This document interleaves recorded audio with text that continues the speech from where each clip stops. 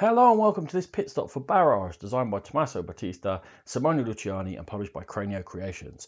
Barrage is a game in which 1 to 4 players are going to control a national corporation looking to harness the water coming out of these mountains, through these hills, down to these plains by building up an infrastructure of dams and conduits and power stations and running those to generate energy, to fulfill contracts, to score the most points over 5 rounds.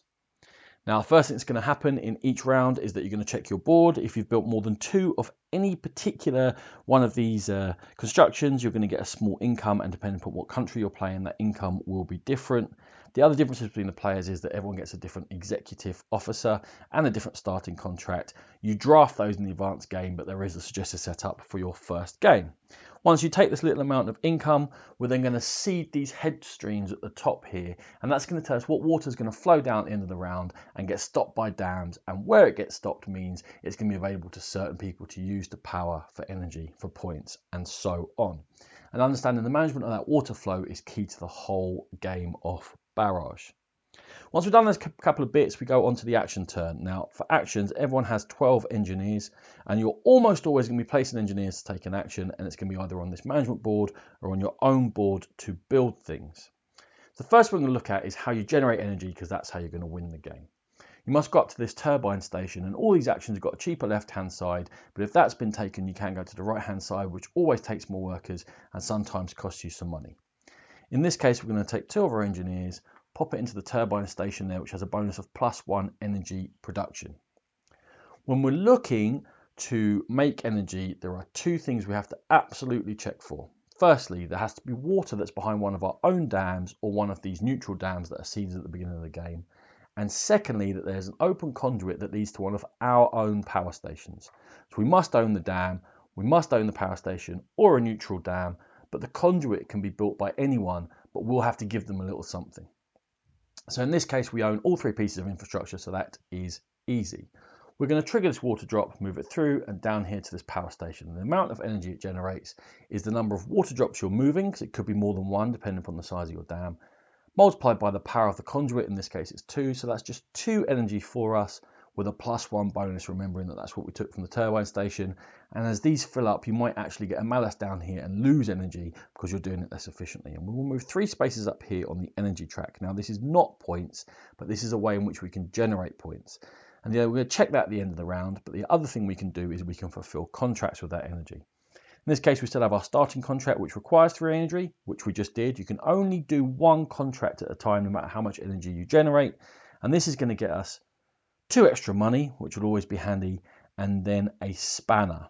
So what's a spanner? Well, a spanner allows you to move around your building here, your construction wheel. And as you move it around, you'll find that the tiles that you've used to construct come back to you, and also the resources you use to construct come back to you, because these particular things up here are excavators and mixers, and you don't spend them when you make things, you just put them on this wheel and they're lost to you for a little while.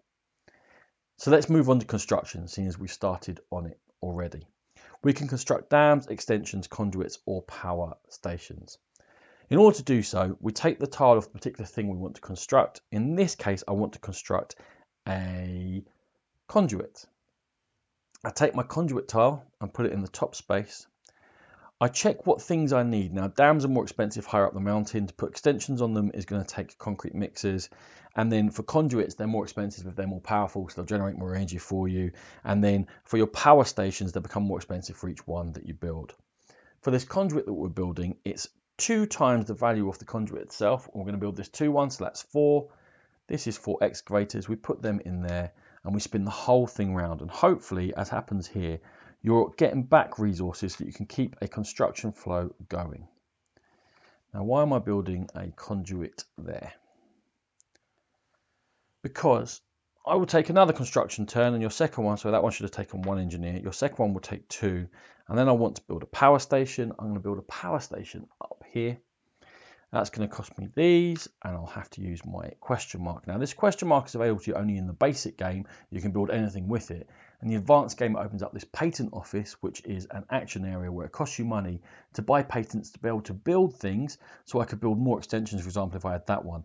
But they give you a bonus or an easier way of building them as well, and it adds a bit more strategy to the game. In this case, we're taking the easy option. We're going to build a power station with that, turn this round again, and you can see that keeping this construction wheel moving, earning spanners, or even coming to the workshop and paying for them is going to help you be able to continue building. Now, when I built this power station up here, I could have built it up there and paid extra money for it. And in fact, that can sometimes get you points, as we'll see at the end of the game, and it can get you access to things. For example, the dams are usually paid for when they're higher up, because that will be the first to stop those water drops. And if someone built a cheaper one down here, they might not actually get access to them. Now, the reason I built this stuff is because, as I said, with water behind dams, you can use stuff behind neutral dams. And having built this conduit here and this power station, it's the only pipe in the game that actually pumps it back upwards again. I could pump those through there by taking another turbine station action, generate myself more energy. Now, what I haven't talked about is how water flows after you've pumped and when it falls down. This is the first one we pumped down.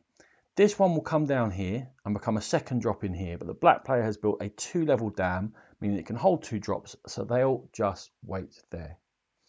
When I pump these 2 up here for this action, these 2 will drop down to this bottom one. There's no dam there, but this dam's only level 1, so it will stop 1, and this one will flow down naturally. It won't trigger that power station. Come that now, there's 3 behind this level 2 dam, so it will continue flowing over, and this will get stopped by this neutral dam, again then being available to anyone who has connected a power station to this particular basin. So you can see that you're going to build extra things, and if I didn't want that water to go past there, I could have built an extension and made it a level 2 dam, and that would have held an extra water drop. And that is how you're going to be looking to manage all the water on the board. And everything else you do is based around the idea of infrastructure to control the flow, to trigger your own stations and generate energy. These other things that we haven't talked about on here, this water management lets you put in extra water or push one water piece down if you particularly need it. It's going to be handy this turn. When you go to the bank, it's the only space that's not limited. You can put as many engineers in that bank as you want and get 1 money for each of them. The machinery shop down here is going to let you get extra excavators and concrete mixers in order to build up your pool here so that you're able to build more things as they go around the construction wheel. And down in this contract office, we completed this contract with our 3 energy and got our bonus. So it's always better to fill a contract when you generate energy. There are easier ones, medium ones, and harder ones. They give you a bonus every time that you do it. And there are also these national contracts with very high numbers on there. And if you ever manage to generate that much energy in one action, then these are always available. You don't take them. And the first person, for example, to generate 15 could take this and score themselves an extra 12 points if they were that successful at the game.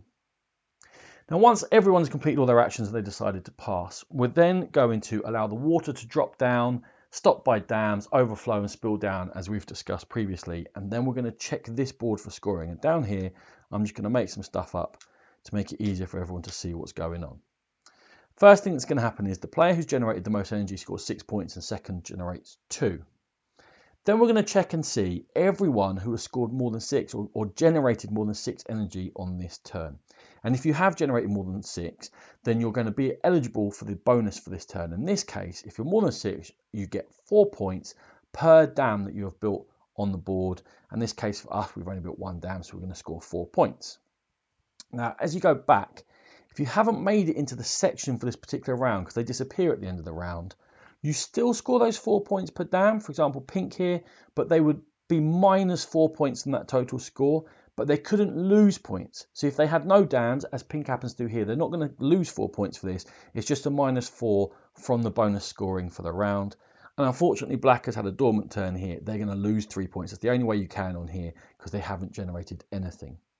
Then depending upon where you've got on the board, you're going to get a certain income in coins. This is going to disappear, and then all of these are going to reset, and you're going to be looking to work hard again. And for round 3, we're trying to get up all the way up to 18 energy generated that round in order to score fully for this bonus for conduits we have built. The game will continue through the 5 rounds, seeding up, water flowing down, you controlling it, pump it through conduits, through your power stations, generating energy and scoring points. At the end, there is a bonus scoring. In this case, it's for whoever's built in these more expensive spaces. Whoever's built the most of them scores 15 points, then 10, then 5, and so on downwards. And at the end of that, whoever has scored the most points is going to be the winner of Barrage. This has been a Game Pit Stop. For more videos like this, check out our YouTube channel. For more in-depth coverage of gaming, please check out the Game Pit podcast. Thank you.